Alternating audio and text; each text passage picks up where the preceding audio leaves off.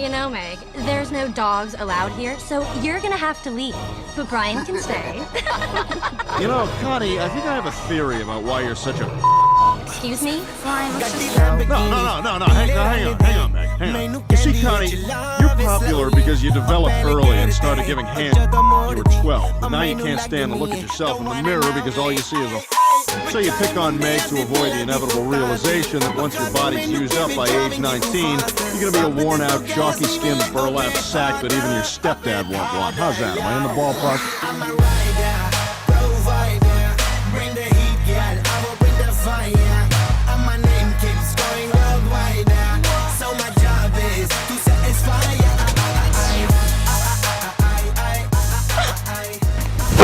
Emotional damage.